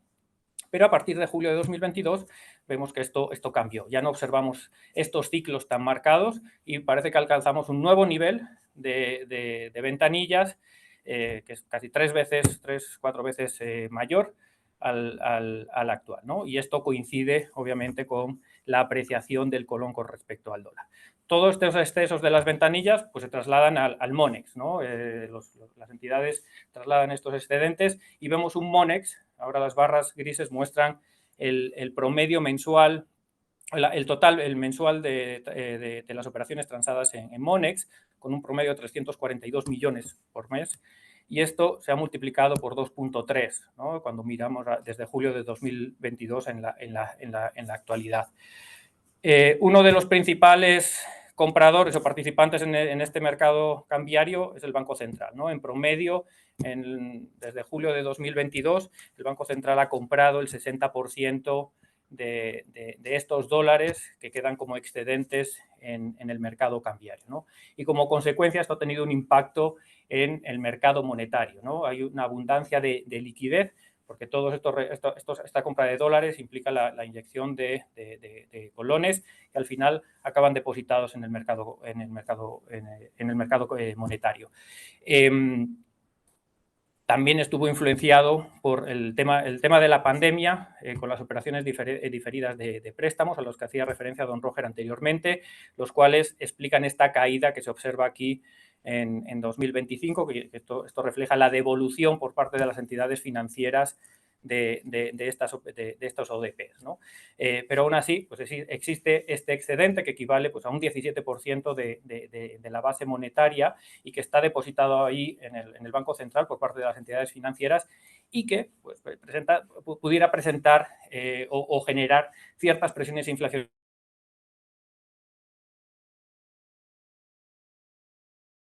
a la economía. Pero en ese sentido, como mencionaba don Roger, el Banco Central ha sido muy activo y muy efectivo en contener esta liquidez en el Banco Central. Otra de las implicaciones que ha tenido la apreciación del colón y que también viene mencionando el informe es el crecimiento del crédito al sector privado, especialmente en dólares, ¿no? La cartera en dólares es la que a partir de 2023 ha sufrido un mayor crecimiento. En la actualidad representa pues, 1/3 de la cartera del sector financiero. Pero aquí el gran desafío es que el 65% de esta cartera está en manos de no generadores de dólares, ¿no? Entonces, una reversión en el tipo de cambio podría presentar o podría implicar incrementos en los indicadores de insolvencia de esta cartera en el sector financiero. Si bien también hay que destacar que esta cartera, la cartera en dólares, se encuentra fuertemente provisionada por parte de las entidades, ¿no? Con lo cual también se contendría el impacto en caso de, como mencionaba, de una reversión del tipo de cambio. Y otra de las implicaciones que ha tenido la apreciación del colón es el impacto en las cuentas fiscales. Por un lado, la apreciación beneficia, ayuda al Ministerio de Hacienda a pagar menos intereses, porque necesita menos colones para el pago de los intereses de la deuda denominada en dólares, pero por otro lado, observamos que también está afectando negativamente en la recaudación por impuesto a la renta, porque muchas empresas que se manejan en dólares reportan menos utilidades en colones y por lo tanto pagan menos impuestos. Y también en los impuestos recaudados por comercio exterior en las aduanas. Y por otro lado, también otro beneficio positivo es en la valoración de la deuda, ¿no? La apreciación del colón hace que el valor nominal de la deuda en colones sea mejor. Entonces, enfrentamos estos efectos contrapuestos con la apreciación, ¿no? Algunas reflexiones para concluir. nos encontramos en un escenario de mayor incertidumbre, como mencionaba don Roger al principio de su presentación, pero creo que en el caso de Costa Rica va a estar muy atenuado el impacto directo por las propias características de este sector exportador, ¿no? Lo que mencionaba anteriormente de que son productos con una demanda muy inelástica, los cuales uno esperaría que no se vean afectados su demanda por parte de los hogares de Estados Unidos, y el tema de que sean empresas americanas por el tema de la transferencia de precios. Esto hace que se pueda absorber, ¿no? Sectores como el sector piñero, por ejemplo, uno podría pensar que sea el más afectado, ¿no? También es por esa diversificación de mercados que ya propiamente ya tiene el sector agrícola de exportador de Costa Rica. Y, como mencionaba antes, el tema de los impactos indirectos, ¿no? Hay que ver qué sucede con el crecimiento de Estados Unidos, que puede reforzar estas tendencias que ya veníamos observando desde anterioridad. Y luego yo creo que el otro gran desafío es comprender mejor qué está sucediendo en el mercado cambiario, ¿no? Porque vemos que tiene implicaciones tanto en el sector real, ¿no? La apreciación pues también puede ser uno de los elementos que haga que lleguen menos turistas, porque encarece Costa Rica como destino turístico. Tiene implicaciones en el sector monetario, en el sector financiero, ¿no? Nos genera estos mayores riesgos a enfrentar o posibles desequilibrios en estos dos mercados. Y luego en el lado podría afectar también o afecta también al proceso de consolidación fiscal, ¿no? O sea, tanto vemos que la apreciación pues tiene estos efectos contrapuestos, pero una reversión del tipo de cambio, pues lo mismo, va a generar que la deuda tenga el valor de la deuda aumente, que el servicio de la deuda para Hacienda aumente, aunque y pudiera tener efectos contrapuestos en el tema de la recaudación fiscal.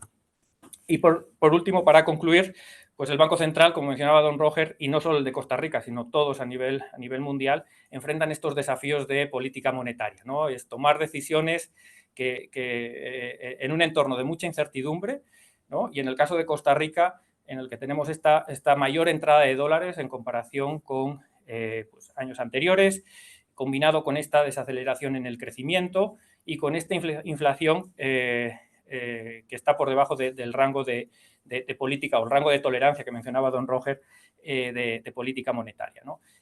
También el tema del crecimiento hay que verlo también con cautela, ¿no? O sea, estamos hablando de una desaceleración, pero las tasas o las proyecciones que se están dando para 2025 están en torno al promedio, un poco ligeramente por encima del promedio de lo que es el crecimiento de Costa Rica en el largo plazo. Lo paro aquí y encantado de atender cualquier comentario o pregunta que pueda surgir. Muchísimas gracias, Pablo, por tus comentarios, por tus aportes. Y como es de costumbre, pues yo le llamo a este espacio derecha a la respuesta, tal vez como para que don Roger pues, pueda darnos sus impresiones y referirse un poco a los comentarios de los señores economistas. Para eso, don Roger, le otorgamos unos 15 minutitos para que usted nos pueda dar pues, un resumen, sus comentarios y sus impresiones sobre la participación de los dos economistas.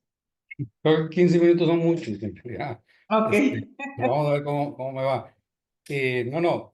Muy complacido por los dos comentaristas. Bueno, uno es de la Universidad de Costa Rica por mi cariño perecedero que le tengo a la Universidad de Costa Rica. Yo soy fui estudiante de la Universidad de Costa Rica y he conservado ese cariño por toda mi vida, en realidad. Entonces, muchas gracias, Milagro. En realidad, otra de las cosas que me gusta de los comentaristas es que, y ojalá lo pudieran repetir, Lorena, es un acierto de la visión internacional. A veces tenemos gente aquí nuestra, muy vinculada, digamos, con determinados grupos y demás, entonces se convierte en una crítica o un ataque al banco por atacar otras cosas, ¿verdad? Y aquí lo que se dice, bueno, se habló desde el punto de vista del informe de política monetaria, lo que le corresponde al Banco Central. Sí, yo coincido, digamos, en realidad no tengo ninguna discrepancia con lo que doña Milagro expone. Hay un cambio estructural en la economía que tiene implicaciones profundas, que ya puede ser que lo estamos viendo en el mercado laboral. Me alegra que sea la Universidad de Costa Rica que le esté diciendo que en realidad lo que hay es una evolución en el mercado laboral donde la calidad del empleo aumenta, ¿no? porque estamos hablando de menor informalidad y mejores salarios para el sector privado en todas las calificaciones para las distintas actividades. Es cierto, y eso coincido, y eso puede verse como una crítica, es cierto que como país, pero no para como país, tenemos un reto de cómo formar a esa población, una población que sea, digamos, mejorarle la empleabilidad al segundo idioma, las características cuantitativas, ¿verdad? La gente estudia y demás. Entonces, ese es uno de los retos en Costa Rica y yo no puedo más que coincidir en eso. De hecho, desde el punto de vista personal, cuando me preguntan gente del sector financiero qué hacer, y yo le digo, contraten matemáticos. Yo es lo que creo. ¿No? Ahora tenemos un papa matemático, ¿no? Contraten matemáticos, es lo que digo yo, de gente con capacidad analítica profunda y se les entrena. Entonces, sí, y eso es lo que requerimos en Costa Rica. Entonces, yo coincido. Con lo de don Pablo, igual, ¿verdad? Don Pablo eh, señala algunas áreas, probablemente por un organismo internacional muy vinculado a políticas públicas, señala áreas de la política que tienen que ver con materia de crecimiento, que tienen que ver con materia de eficiencia, que tienen que ver con consolidación fiscal. Pero, don Pablo, también tiene que ver con mercados. Puede ser cierto que en algunas actividades el tipo de cambio pues, juegue en tal o en cual sentido, pero ese es el tipo de cambio que el mercado ha dado. Y entonces el reto para el banco es tener un tipo de cambio que sea lo menos distorsionante posible, porque con política cambiaria uno podría estar indirectamente haciendo política industrial, decidiendo ganadores y perdedores. Costa Rica ya lo hizo, ya lo hizo, con las políticas industriales, políticas de tipo de cambio en algunas épocas, hace mucho tiempo, y como dicen, el final de esa película no es nada agradable. Ya lo hicimos y como sociedad pagamos un alto costo por esas políticas. Entonces, sí, uno puede atribuir que el tipo de cambio es el proceso equilibrador que tienen los mercados. Es un precio y el precio envía señales.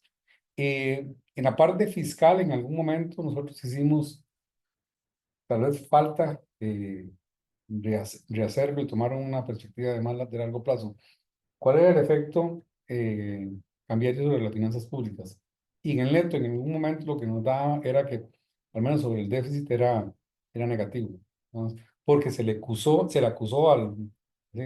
les dijo, digamos, dar esa palabra, se dijo que era una política de gobierno, nada que ver, ¿verdad? De tener el tipo de cambio apreciado para favorecer las finanzas públicas. Y los datos daban, en ese ejercicio acotado, daba lo contrario. Y el tipo de cambio, digamos, hay de organismos internacionales, de otros, que hablan, digamos, de que todavía podría haber, no es el caso, no está ocurriendo en este momento, ya que podría haber en algunos análisis, y usted los debe conocer, don Pablo, porque son análisis de Washington, que llaman el EVA, External Balance Assessment, algo así le llaman en inglés, lo que dice que más bien hay espacio para una mayor apreciación. Probablemente no coincidamos en el monto, y lo que hemos dejado que el tipo de cambio, en la medida de lo posible, que responda a las características del mercado. Muy bonito el gráfico que presentó, porque usted presentó los excesos en ventanillas, ay, yo digo ventanillas, los excesos en el mercado privado de cambios. Corrijo a mis compañeros que nos salgamos de la jerga de ventanillas y lo estoy usando aquí. El resultado neto del mercado privado de cambios,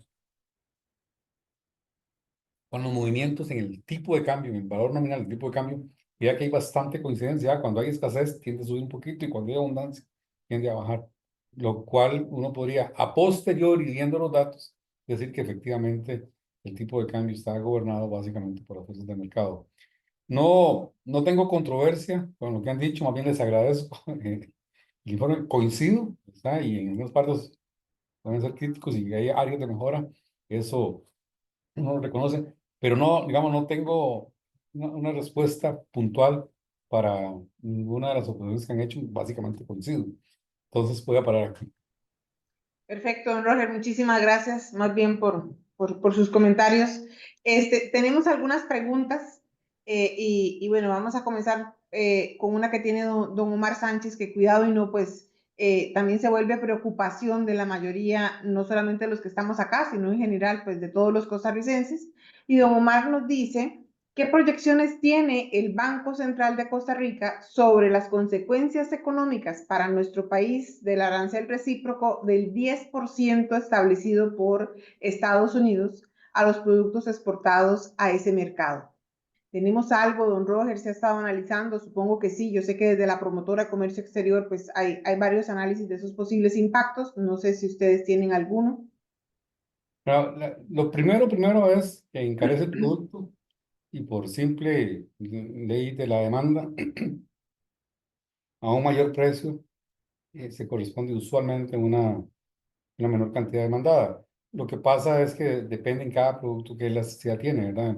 Como lo dijo eh, don Pablo, no es lo mismo la elasticidad para implementos médicos.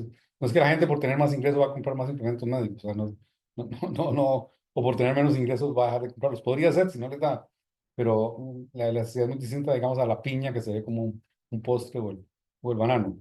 Depende. Pero pues aquí lo relevante, bueno, ese es un elemento. Entonces hay una fuerza que dice que la demanda va a ser menor. Está el efecto indirecto que dijeron sobre los ingresos del resto del mundo, que a menores ingresos, pues está considerado en el balance de riesgos del banco. Pero la otra cosa es en forma relativa, cómo quedamos. Cómo quedamos con nuestros competidores que también exportan hacia esos mercados. Digamos, es tal vez la variable definitiva que nosotros podemos ver.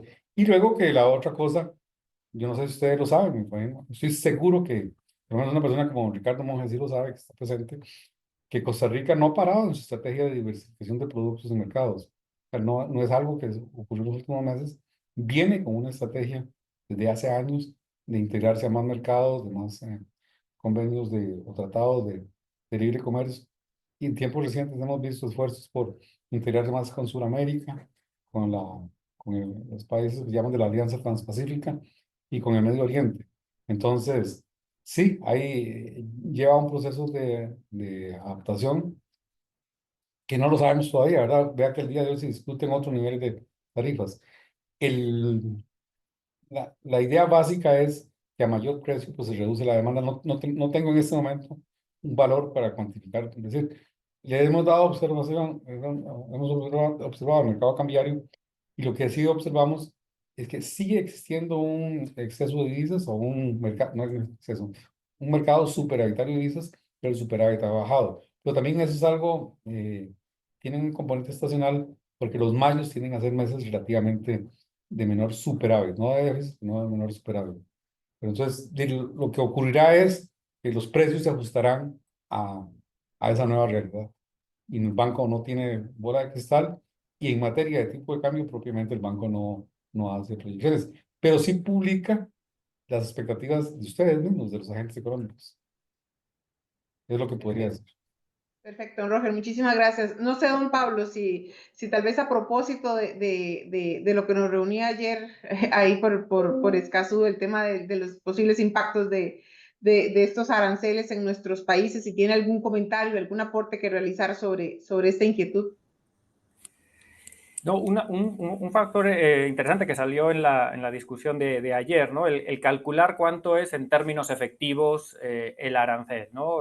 Una cosa que yo aprendí ayer también en las presentaciones es que esta parte de la ley en la que, o en el decreto de Estados Unidos en el que dice que aquellas exportaciones que tengan más del 20% de componentes de Estados Unidos, esa parte de producida en Estados Unidos no se le aplica el arancel, ¿no? O sea que habría que ver en el caso de Costa Rica, las empresas de manufacturas, cuántos insumos de Estados Unidos están importando, ¿no? Porque eso de alguna forma reduce también el arancel, el impacto del 10%, ¿no? Uno pensaría, pero ahí desconozco que gran parte de estos componentes que utiliza aquí la industria del sector del régimen de zona franca son producidos en Estados Unidos, ¿no? Pero ahí lo dejo como una tarea pendiente para explorar y examinar, porque con el fin de calcular la tarifa o perdón, el arancel, el arancel efectivo, ¿no? En términos efectivos, que seguramente sea más bajo que el 10%. Muchísimas gracias y tal vez perdón para los que nos acompañan, más de 125 personas. Ayer tuvimos una actividad en Deloitte, en las oficinas de Deloitte, uno de nuestros economistas que está ubicado en México y nuestros especialistas en temas aduaneros, pues hacían un análisis sobre el impacto de estos aranceles y puntualmente pues el análisis para nosotros en Costa Rica. Y como decía don Roger, pues bolita de cristal, yo creo que no tenemos ninguno, ¿verdad? Y la cuantificación del efecto, pues obviamente que se hace más complejo, pero lo que sí llegamos a la conclusión es que el arancel, el 10%, no recae sobre la totalidad del costo del bien que se va a exportar de Costa Rica a Estados Unidos, únicamente sobre aquel valor agregado que se incorpora a ese producto que venga de China, ¿verdad? Que realmente, pues eso es lo que anda pues buscando el gobierno de Estados Unidos, ¿verdad? Es incentivar todo lo que es la compra de materia prima, mercancía, pues que venga de ese destino. Entonces, muchos de nuestros productos, pues ya sabemos, son productos agrícolas, son productos, insumos médicos, que la materia prima no viene de China, sino que viene directo pues de Estados Unidos. Entonces ahí pues se va a minimizar el efecto neto al final en el producto a exportar, no es el 10 sobre el costo, sino dependiendo de la composición, ¿verdad? De eso. No sé, Milagros, si tenés algún comentario sobre esto, si no tenemos otra preguntita por acá. No, ok, perfecto. Don Roger, nos dice don Marco ya se tuvo que retirar, pero dice, sí, después le pido a la academia un resumen de lo que don Roger pudo haber aportado sobre este tema. Dice que en el escenario de conflicto militar y subida del precio del crudo ante recesión global de Estados Unidos, que impacte a Costa Rica y que genere recesión interna, ¿cuáles serían las acciones de política monetaria? Vamos despacio. Ok. Bueno, un conflicto militar puede tener los dos efectos: mayor precio del crudo, porque hay rutas que no se utilizan, más costos de transporte, etcétera, o puede tener el efecto de que ante una recesión, más bien, el precio baja. Entonces, por el precio del combustible, creo que algo lo mencioné, de manera directa no vamos a hacer nada con la tasa de política monetaria. O sea, la tasa de política monetaria no afecta a los mercados internacionales de petróleo, ¿verdad? Eso creo que es claro. Lo que sí tendríamos que ver son los efectos indirectos. Efectos indirectos que pueden tener lo que llaman los efectos de segunda y tercera ronda sobre los precios. Y en cada caso, caemos en el dilema que mencionaba, que los bancos centrales y el Banco Central no estará exento, ¿verdad? Que tendrá que, en el análisis en cada momento que haga prospectivamente, ver tanto los efectos de la inflación, y en el caso nuestro, que en nuestros modelos llamamos la brecha de producto, que es lo que tiene que ver la diferencia entre la demanda agregada y la oferta agregada. ¿Qué ocurre si no hay presiones por ahí? Entonces uno podría decir, bueno, que desde el punto de vista de la brecha de producto, hay un espacio para modificar la tasa de interés, pero no es lo único que entra, ¿verdad? Entonces hay que verlo prospectivamente y con una serie de variables. Yo que a veces he dicho algunas cosas que después dije, me digo a mí mismo, tal vez no lo había dicho. En algún momento dije que teníamos que tener cuidado de no tener una diferencia amplia por mucho tiempo en las tasas de Costa Rica y las tasas del resto del mundo. Bueno, ya llevamos 14 meses de esa diferencia, que no es una diferencia trivial. De hecho, el premio por ahorrar en colones es negativo. Entonces, son uno de los cuidados que hay que tener. De hecho, la recomendación que se hizo en la plenaria y que se hizo en la bilateral y que se hizo en el Hemisferio Occidental en las reuniones del Fondo Monetario, de las recomendaciones del fondo, además citaron Costa Rica, lo dijeron explícitamente, como recomendación: no es el momento para modificar tasas en el mundo. Tenemos que esperar lo que recomendamos. Y dijeron claramente, al menos en la del Hemisferio Occidental, lo dijo don Rodrigo Valdés, lo dijo, es seguir el ejemplo de Costa Rica. Entonces, pero no es prescriptivo en el sentido de que no nos vamos a mover, no. El banco, el esquema de política, donde dice el banco analiza en cada momento prospectivamente qué ocurre con una serie de variables y a partir de ahí toma la decisión. O sea, no hay una cuestión dogmática que decir no nos vamos a mover o la vamos a bajar o la vamos a subir. Eso no existe, digamos. Sería contrario al proceso analítico que se hace. Además, creo que ahora con la transcripción literal de las actas de las sesiones de junta del banco, ahí pueden ver lo que la administración piensa y lo que cada uno de los miembros de junta directiva, y pueden ver el proceso de toma de decisiones del análisis, ¿no? Entonces, la única, digamos, cosa que voy a decir de a futuro es que el banco continuará con su análisis prospectivo con base en información, ¿ah? Y que toma en cuenta una serie de variables, tanto en materia de inflación como de crecimiento y otras variables, ¿verdad? No es lo único. Pero tenemos que tener claro que el objetivo del banco es la estabilidad de precios. De acuerdo, don Roger. No sé si Milagro quiere aportar algo sobre este tema. Nada más coincidir completamente con don Roger en el punto de que el análisis tiene que ser continuo. Y entonces, con base en ese análisis continuo, yo creo que diría recomendar confianza en que el Banco Central, que está haciendo un análisis, que además en el mismo informe de política monetaria podemos ver que el análisis es muy comprensivo, ¿verdad? O sea, todos los aspectos de la economía están tomados en cuenta en ese análisis prospectivo. Entonces, confiar en que en este momento de incertidumbre que estamos viviendo en términos de lo que está sucediendo fuera de Costa Rica, el Banco Central va a estar con su equipo de análisis continuo, con sus discusiones de personas expertas que se hacen en la junta directiva, y entonces se van a estar tomando las medidas necesarias, porque me parece súper interesante y creo que tenemos que tomarlo completamente en serio lo que acaba de decir don Roger.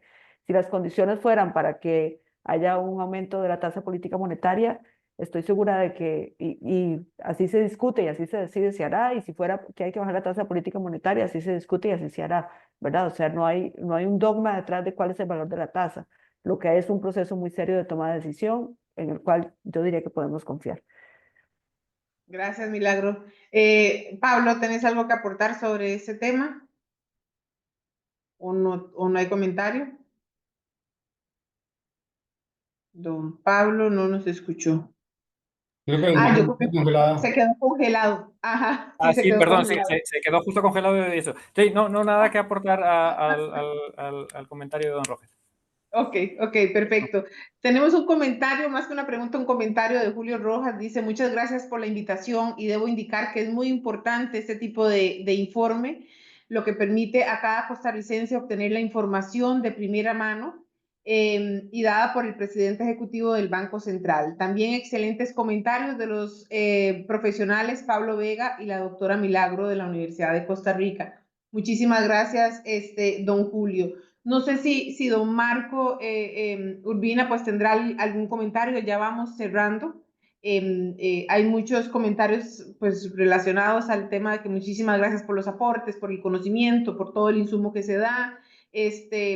Algunos pues que en efecto yo creo que ni don Roger ni todos los que estamos acá pues podemos vislumbrar lo que se viene a futuro con todo ese tema de los aranceles, ¿verdad? Y el impacto, muchos preocupados por el impacto puntual en el sector agrícola exportador, ¿verdad? Que yo creo que obviamente que es pues algo natural. Sabemos que el arancel, como les decíamos anteriormente, pues obviamente iría a golpear a los productos que estamos exportando. Lo que habría que depurar es esa base. No sé, don Marcos, si tiene algún mensaje para todavía las más de 100 personas que nos acompañan.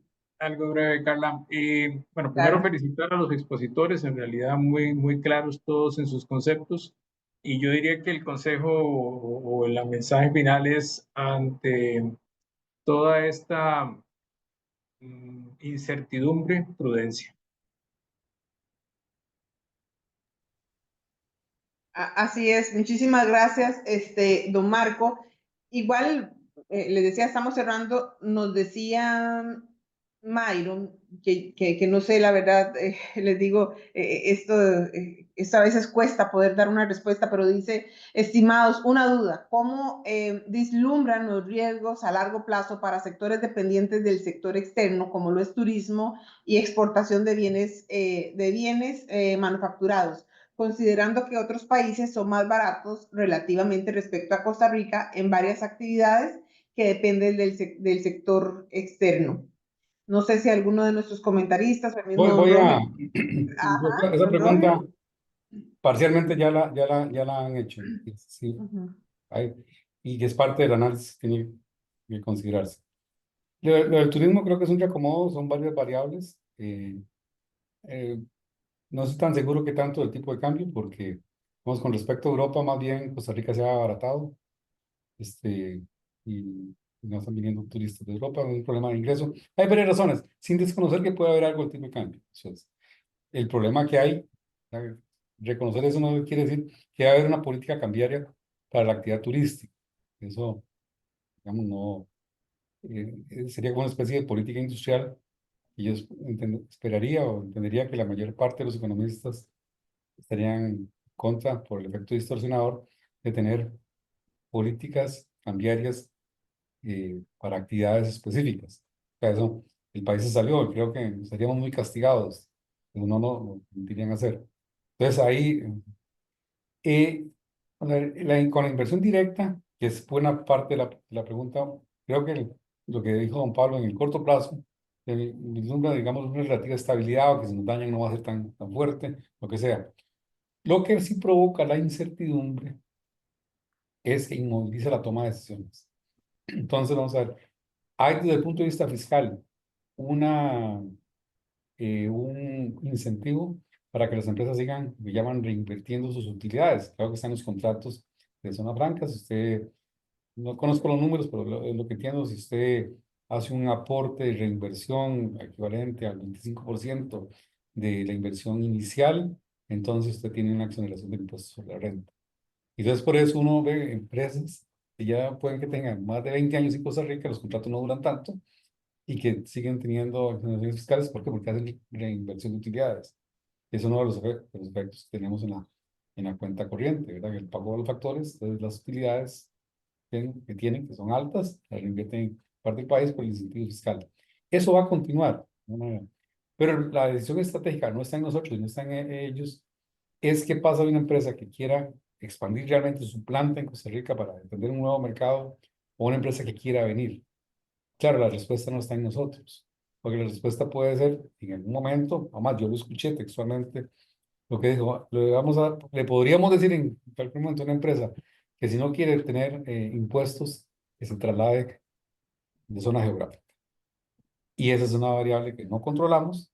Estoy hablando de otro país, de otro centro de producción y consumo en el mundo, que es, si usted produce en tal lado, tiene tal impuesto. Si usted se traslada la planta para nosotros, le ofrezco. Pero claro, una cosa es el ofrecimiento, otra cosa es la política, y luego eso lleva años, ¿no? Usualmente las empresas es un proceso de planificación de 5 o 6 años, para, para instalarse en un país. Yo creo que esta anécdota la he contado varias veces en medio de la pandemia, en el 2020, que le damos seguimiento, y observo cifras de importación altísimas. Y entonces yo, detrás de eso, que está importando, se hablaba en aquel entonces de que ya se iba a renovar la flota de los trenes y no sé qué. ¿Qué es lo que es? Porque era como equipo, ¿no? En la forma genérica. Y era, ¿no? Una empresa que en medio de la pandemia estaba ampliando la planta en Costa Rica para las operaciones que haría en una planificación de largo plazo. Ese es el proceso que creo yo que tal vez más se daña, porque usted le metió incertidumbre a los que toman esas decisiones. Es lo que diría a la persona que es muy atinente, ¿verdad? ¿Y qué supone? ¿Cuál es la previsión? No sé, porque todavía no sé cuáles son las políticas. Es la otra parte. Si nos hubieran dicho, las políticas son estas, y vinieron para quedarse, pero no es eso, ¿verdad? Como le digo, el día de ayer todavía se hablaba de otros números, y no sé. Ya me quedo ahí. Creo que estoy hablando demasiado. Muchas gracias. Muchísimas gracias, don Roger. Y la verdad, pues que muchísimas gracias a los dos economistas que nos ampliaron con sus conocimientos y con sus comentarios, tanto doña Milagro como don Pablo. A la Universidad Hispanoamericana también por propiciar este tipo de eventos, y obviamente que la Academia de Centroamérica por ser el anfitrión siempre de este tipo de actividades. A todos los que nos acompañaron, muchísimas gracias. Quedamos a la orden y entiendo que también pues el informe queda a disposición de todos. Muchísimas gracias y que tengan buena tarde. Gracias. Muchas gracias. Gracias, gracias. Muchas gracias a todos.